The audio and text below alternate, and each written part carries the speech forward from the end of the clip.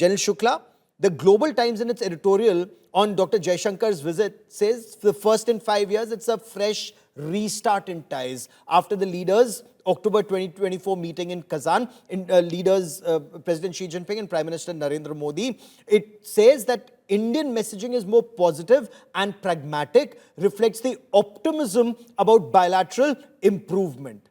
Now, does China believe this, or China just says this so that India, or at least some in India, will believe in that Hindi Chini Bhai Bhai bogie of the 1950s, that they think that will work in 2025, and they want to continue arming Pakistan and trying to strengthen on the borders and try and take on India?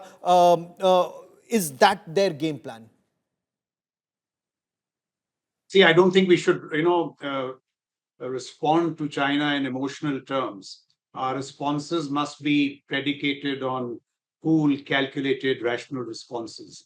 And here, what really bothers me is one dimension of the Sino Indian relationship, and that is the American factor.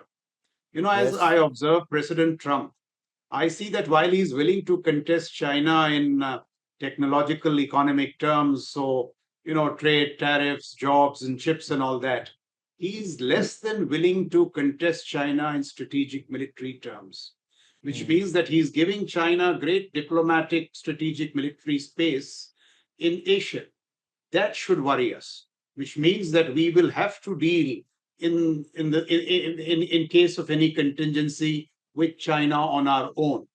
And here, see what's happening. If you see the two recent conflicts, look at the new emerging security architecture. Iran, US, very tight embrace in military terms. Pakistan, China, very tight embrace in military terms. So, where are these cutting edge technologies of space, CW, cyber, which are so important now, more important than platforms perhaps, going to come from?